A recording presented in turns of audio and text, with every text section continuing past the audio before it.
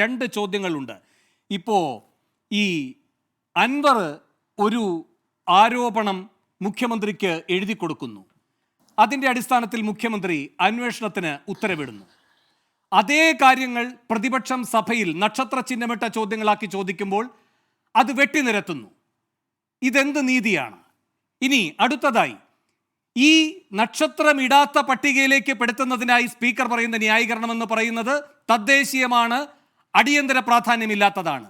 അതേ കാര്യത്തിൽ അടിയന്തര പ്രമേയത്തിന് മുഖ്യമന്ത്രി അനുമതി നൽകാൻ തയ്യാറാകുന്നു.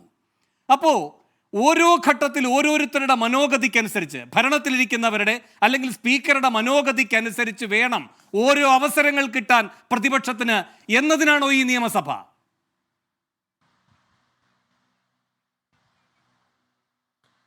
അല്ല വേണു, നിയമസഭയ്ക്ക് കൃത്യമായ ചട്ടങ്ങളും രീതികളും അതിൻ്റെ കീഴ്വഴക്കങ്ങളും ഉണ്ടല്ലോ. അതിലാദ്യത്തെ നിയമസഭയുടെ തുടക്കത്തിൽ ചോദ്യോത്തരം യഥാർത്ഥത്തിൽ അടിയന്തര പ്രമേയം ഉണ്ടെങ്കിലും ഇല്ലെങ്കിലും ഒരു എം എൽ എയുടെ 140 MLA-മാരാണ് കേരളത്തിലുള്ളതെങ്കിൽ ഒരു MLA എന്ന് പറഞ്ഞാൽ ഏതാണ്ട് ഒരു 2 ലക്ഷം 2.5 ലക്ഷം ജനങ്ങളെ പ്രതിനിധീകരിക്കുന്ന ഒരാളാണ്. അത് ചോദ്യം പ്രാദേശികമാവാം, ചോദ്യം ദേശീയമാവാം, അന്തർദേശീയമാവാം. ആ ചോദ്യം വെട്ടിനിരത്തുന്നതിന് സ്പീക്കർക്ക് ഒരു ന്യായീകരണവുമില്ല. അങ്ങനെ വെട്ടിനിരത്തിയെങ്കിൽ അത് ഏകാധിപത്യപരമായ നടപടിയാണ്. സ്പീക്കർക്ക് അധികാരമുണ്ടെന്ന് പറയാം. അടിയന്തരാവസ്ഥ പ്രഖ്യാപിക്കാൻ ഇന്ത്യൻ പ്രധാനമന്ത്രിക്ക് അവകാശമുണ്ടായിരുന്നു. പക്ഷേ ഞാനും അനിൽകുമാറും അടിയന്തരാവസ്ഥയെ അംഗീകരിക്കുന്നവരല്ല. ഇന്ദിരാഗാന്ധിക്ക് നിയമപരമായ അവകാശമുണ്ട്. പക്ഷെ ആ നിയമപരമായ അവകാശം തെറ്റായി ഉപയോഗിച്ചു. ഇവിടെ സ്പീക്കർ തെറ്റായി ഉപയോഗിച്ചു എന്നത് ഒരു പ്രധാന കാര്യമാണ്. കാരണം ചോദ്യം, ഇപ്പോൾ നേരത്തെ പറഞ്ഞതുപോലെ കേരളത്തിൻ്റെ മണ്ഡലത്തിൽ കഴിഞ്ഞ ഒരു മാസത്തിലേറെയായി നിലനിൽക്കുന്ന ചോദ്യങ്ങൾ, ഞാനും ചില ചോദ്യങ്ങൾ നമ്മുടെ എം എൽ എമാർക്ക് എഴുതി കൊടുക്കാറുണ്ട്. അത് ഭരണകക്ഷിൻ്റെ സുഹൃത്തുക്കളും കൊടുക്കാറുണ്ട്, പ്രതിപക്ഷത്തിനും കൊടുക്കാറുണ്ട്. കാരണം വേറെ ഒന്നുമല്ല, ഒരു പൊതുപ്രവർത്തകൻ, ഒരു പൗരൻ എന്ന നിലയ്ക്ക് എനിക്കുള്ള ചോദ്യങ്ങൾ ഞാൻ ചിലപ്പോൾ കൊടുക്കും. അപ്പം ഞാനത് പ്രതീക്ഷിക്കുന്നത് ആ ചോദ്യം വരുമെന്നാണ്. അതൊരു ജനത്തിൻ്റെ, കാരണം എനിക്കുള്ള MLA ആളുകളെ ഉണ്ടാവുള്ളൂ, അവർക്ക് ഞാൻ കൊടുക്കും. അതിന് അസംബ്ലിയിൽ മറുപടി കിട്ടിയില്ല എങ്കിൽ, ഇപ്പോൾ ഇത് മാത്രമല്ല, കഴിഞ്ഞ കുറേ വർഷങ്ങളായി ഞാൻ കാണുന്ന ഒരു കാര്യം, ഞാൻ പല ചോദ്യങ്ങൾ പല MLA-മാർക്ക് കൊടുത്തിട്ട് ഇതുവരെ മറുപടി കിട്ടിയിട്ടില്ല. സാധാരണ ഇപ്പോൾ നക്ഷത്രം ഇട്ടതാണെങ്കിൽ അവിടെ കൊടുക്കും, അല്ലെങ്കിൽ എഴുതി കൊടുക്കുന്ന മറുപടിയെങ്കിലുമുണ്ട്. ഈ നിയമസഭയിൽ, കഴിഞ്ഞ നിയമസഭയിൽ ഞാൻ പറയുന്നു, എത്രയധികം ചോദ്യങ്ങൾ, അത് ഭരണപക്ഷത്തിൻ്റെ ഉണ്ടോ പ്രതിപക്ഷത്തിൻ്റെ ഉണ്ടോ എന്നറിയില്ല, ഇനിയും ഉത്തരം കിട്ടാത്ത നിരവധി ചോദ്യങ്ങളുണ്ട്. അത് വേണമെങ്കിൽ വേണുവിന് ഏതെങ്കിലും MLA വെച്ച് വെരിഫൈ ചെയ്യാം, എനിക്ക് നേരിട്ടറിയാം. അപ്പോൾ ചോദ്യങ്ങൾക്ക് മറുപടി ഇല്ല എങ്കിൽ അതിൽ പ്രശ്നമുണ്ട്. ഇപ്പം അൻവർ ഉന്നയിച്ച ചോദ്യമോ, അൻവർ MLA ആണെന്നുള്ളത് വിടൂ, ഒരാൾ ഉന്നയിച്ച ചോദ്യം, കേരളത്തിൻ്റെ പൊതുമണ്ഡലങ്ങളിലുള്ള ചോദ്യം, ഇപ്പോൾ കേരളത്തിലെ അന്വേഷണ റിപ്പോർട്ടുകൾ, ഇപ്പോൾ പൂരം കലക്കിയതിനെക്കുറിച്ചുള്ള അന്വേഷണ റിപ്പോർട്ടുകൾ, കലങ്ങിയോ എന്തായാലും അന്വേഷണ റിപ്പോർട്ട് അറിയാൻ ഒരു പൗരനെങ്ങനെയാണ് അറിയുക? പൗരൻ അറിയുന്നത് MLA-ക്ക് മറുപടി കൊടുക്കുമ്പോഴാണ്. ആ മറുപടി നമ്മുടെ നിയമസഭയുടെ വെബ്സൈറ്റിൽ ഞാൻ മിക്കവാറും അനിൽകുമാർ പറഞ്ഞു കേട്ടില്ല, ഇതൊക്കെ ചോദിക്കാനുള്ള അവസരമായ അടിയന്തര പ്രമേയ അവതരണാനുമതി കിട്ടിയല്ലോ എന്നാണ്. അവിടെയാണ് പോയിന്റ്. അടിയന്തര പ്രമേയത്തിൽ ഒരു പ്രശ്നമുള്ളത് അതിൽ മറുപടി പറയാതെ വിടാം. ഇപ്പോൾ ഉദാഹരണത്തിന് പ്രതിപക്ഷ നേതാവോ അടിയന്തര പ്രമേയം അവതരിപ്പിക്കുന്ന ആളോ കുറേ ചോദ്യങ്ങൾ ചോദിക്കാം, ആ മറുപടി പറയാതിരിക്കാം. ആ മറുപടി അവിടെ റിട്ടണും അല്ല. അങ്ങനെ നമുക്ക് കൃത്യമായി മറുപടി എന്ന് പറയാൻ പറ്റില്ല. അടിയന്തര പ്രമേയം ഒരു വിഷയത്തിലാണ്, ആ വിഷയവുമായി ബന്ധപ്പെട്ടത് ചോദ്യങ്ങൾ ചോദിച്ചാലും എത്ര അടിയന്തര പ്രമേയങ്ങൾക്ക് മറുപടി കൊടുത്തിട്ടുണ്ട്? എത്ര അടിയന്തര പ്രമേയത്തിൽ പറയുന്ന മറുപടി ഔദ്യോഗികമായിട്ടുണ്ട്?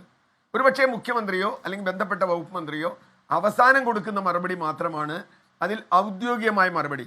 അല്ലാത്തതൊക്കെ വാഗ്വാദങ്ങളാണ്. നമ്മൾ അടിയന്തര പ്രമേയത്തിൻ്റെ ചർച്ച കേട്ടിട്ടുണ്ട്. അതിൽ വിശദമായി അവിടെയാണ് ചോദ്യോത്തരവും അടിയന്തര പ്രമേയവും സബ്മിഷനും ഒക്കെ തമ്മിലുള്ള വ്യത്യാസം എന്നാണ് ഞാൻ മനസ്സിലാക്കുന്നത്. നിയമസഭയിൽ ഓരോന്നിനും അതിൻ്റേതായ പ്രയോറിറ്റീസ് ഉണ്ട്. ഇനി പ്രതിപക്ഷം എന്തുകൊണ്ട് അടിയന്തര പ്രമേയത്തിന് നിന്നില്ല എന്ന ചോദ്യത്തിന് അതിന് മറുപടി പറയേണ്ടത് പ്രതിപക്ഷമാണ്. അതിൻ്റെ ഉത്തരവാദിത്വമൊന്നും എനിക്കില്ല.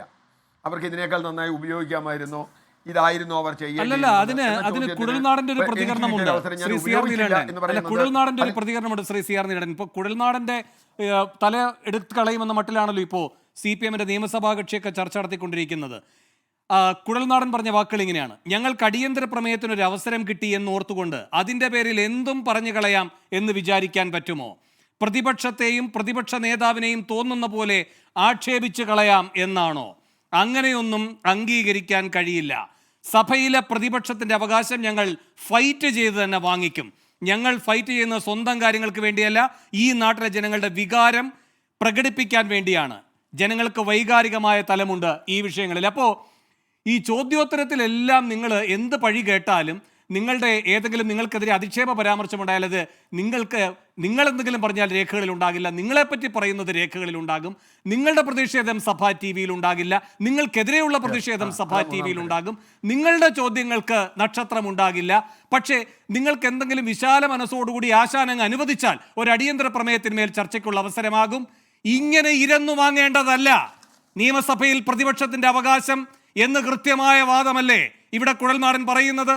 ഒന്നിൽ നിന്നും ഭിന്നമാക്കിക്കൊണ്ടുകൊണ്ട് ചോദ്യോത്തരവേള എങ്ങനെ വേണമെങ്കിൽ പൊക്കോട്ടെ, അടിയന്തര പ്രമേയത്തിന്റെ അവസരം ഉപയോഗിക്കൂ എന്ന് അന്ത്യശാസനം കൊടുക്കാൻ ഇവരാര്?